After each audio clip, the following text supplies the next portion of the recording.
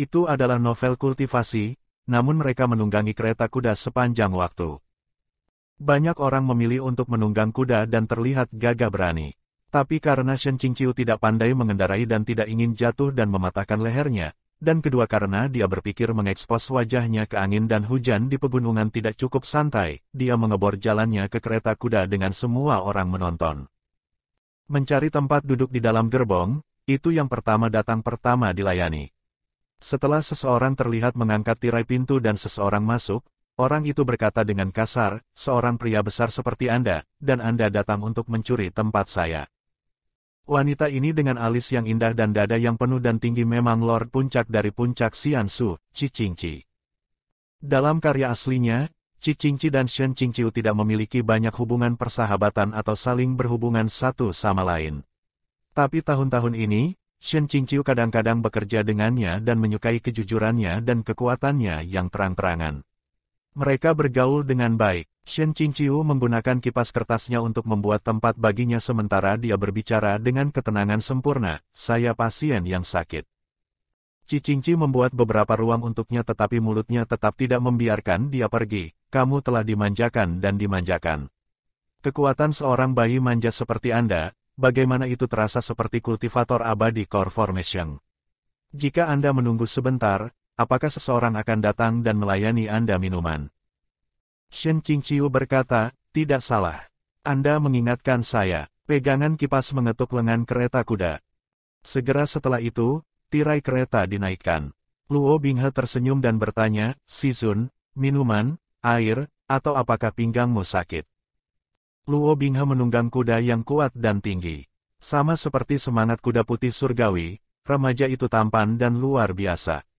Di bawah sinar matahari yang terang, dia bersinar di mata orang-orang.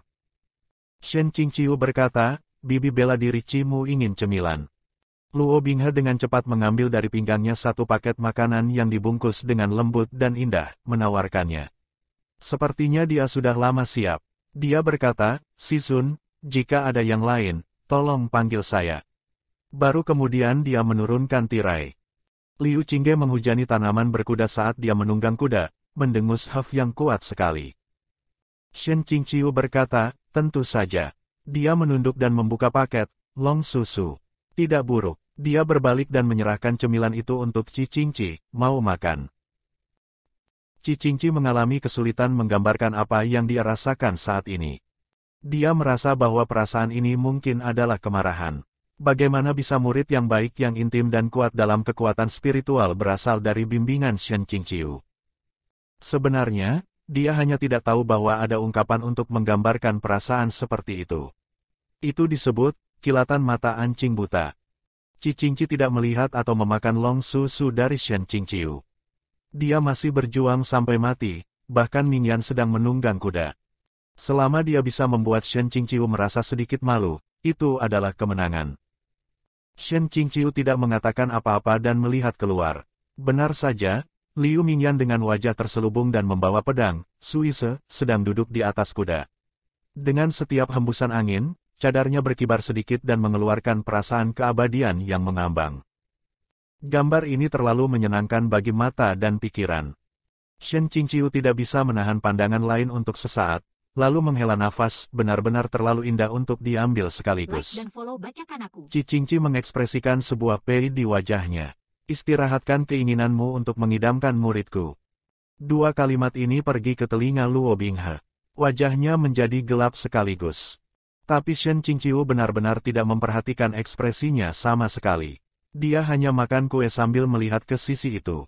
Sikapnya adalah jenis orang yang sebelum memulai film, makan popcorn dan minum minuman bersoda sambil menunggu kredit untuk mengakhiri dan film untuk secara resmi mulai.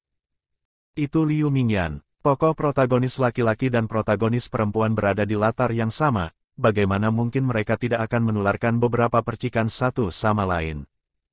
Melihat Sizun terus fokus pada Liu Mingyan tanpa henti, hati Luo Binghe terasa sangat pengap. Terlalu cantik untuk diambil sekaligus. Wajahnya bahkan tidak terlihat jelas. Tidak peduli betapa cantiknya, pasti dia tidak bisa semenawan aku. Luo Binghe benar-benar tidak narsis. Dia hanya sangat jelas tentang penampilannya sendiri. Dia tidak berpuas diri dan tidak meremehkan dirinya sendiri. Setengah hari telah berlalu dan Shen Qingqiu masih belum menunjukkan niat untuk menarik kembali pandangannya. Luo Binghe benar-benar tidak tahan lagi.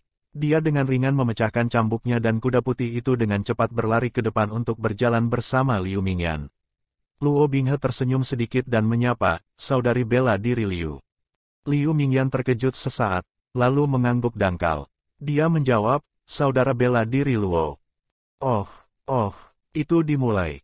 Shen Qingqiu benar-benar tidak menyangka akan ada hari yang akan dia lihat dengan mata kepalanya sendiri dari novel pria tampan dan kecantikan yang menunggang satu sama lain. Dia diam-diam bersemangat. Tatapan Luo Binghe menyapu dan dia melihat bahwa Shen Qingqiu tidak hanya mengalihkan pandangannya, tetapi bahkan lebih aktif memperbaiki pandangannya dengan cara ini. Dengan wajah penuh garis-garis hitam, jantungnya semakin pengap dan giginya gatal untuk berbaur bersama. Dia dengan cerah tertawa dengan Liu Mingyan sementara secara diam-diam membuat kuda mereka berjalan semakin cepat tanpa ada yang tahu lebih baik. Pada akhirnya, mereka cukup jauh sehingga Shen Qingqiu tidak bisa melihat mereka kecuali seluruh tubuh bagian atasnya keluar dari gerbong. Baru kemudian Shen Qingqiu melepaskannya dan duduk kembali. Sial, bagaimana dia lupa, saat-saat ketika protagonis laki-laki dan perempuan saling beradu dan berdesakan, cinta mereka tidak pernah dalam mode bola lampu yang menumpahkan cahaya di antara masa.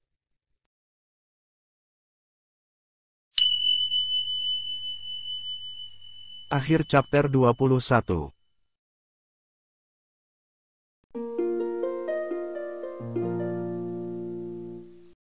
Jika Anda suka video ini, silakan like dan subscribe akun YouTube @bacakanaku untuk mendapatkan update audio novel lainnya.